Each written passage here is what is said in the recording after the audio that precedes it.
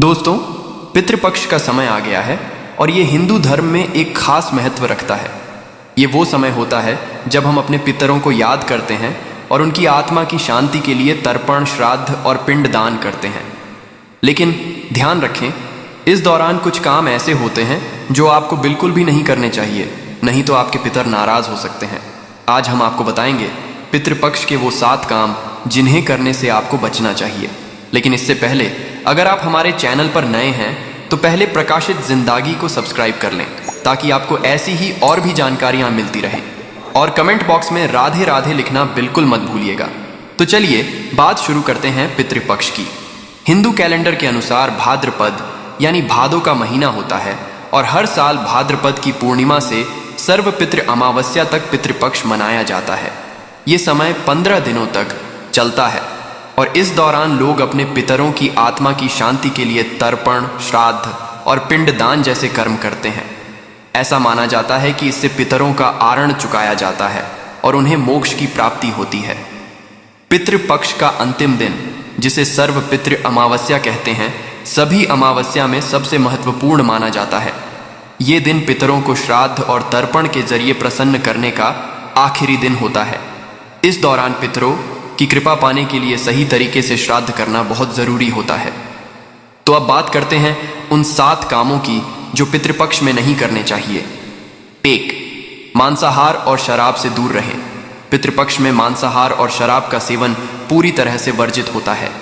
इसके अलावा प्याज, लहसुन, बैंगन, सफ़ेद तिल, बासी खाना और मसूर की दाल जैसी चीज़ें भी इस दौरान नहीं खानी चाहिए।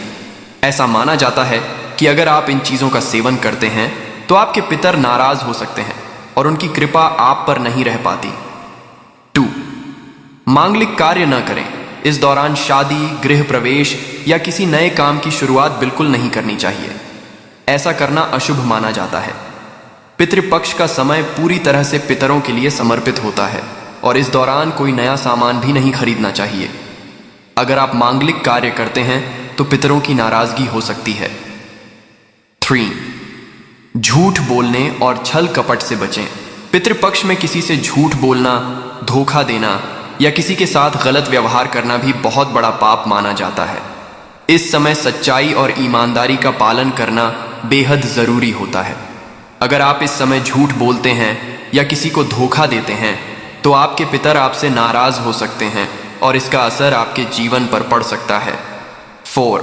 साधुओं, भिखारियों और जानवरों का अपमान न करें। अगर इस समय आपके दरवाजे पर कोई साधु, भिखारी या जानवर जैसे गाय, कुत्ता आ जाए तो उनका अपमान बिल्कुल नहीं करना चाहिए। उनका सम्मान करना और उन्हें भोजन देना बहुत ज़रूरी माना गया है। ऐसा माना जाता है कि इन माध्यमों से पितर आपसे संपर्क करते हैं। अगर आप उनका अपमान करते हैं तो आपके पितर आपसे खुश नहीं रहेंगे। 5. बाल, नाखून और दाढ़ी नहीं कटवाएं।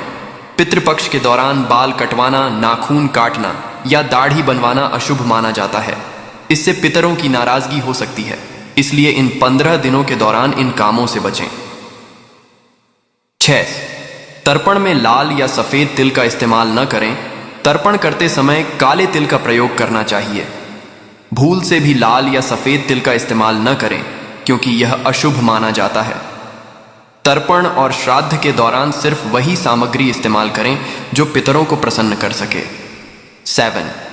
लोहे और स्टील के बर्तनों का उपयोग न करें। श्राद्ध के दौरान भोजन बनाने और खाने के लिए लोहे या स्टील के बर्तनों का उपयोग नहीं करना चाहिए। इस दौरान पीतल के बर्तनों में भोजन बनाएं और तांबे के बर्तनों में पानी पिएं। ऐसा करना पितरों को प्रसन्न करने का सबसे सही तरीका माना गया है। अब दोस्तों, अगर आप चाहते हैं कि आपके पितर आपसे प्रसन्न रहें और आपको उनका आशीर्वाद मिले तो इन बातों का ध्यान जरूर रखें।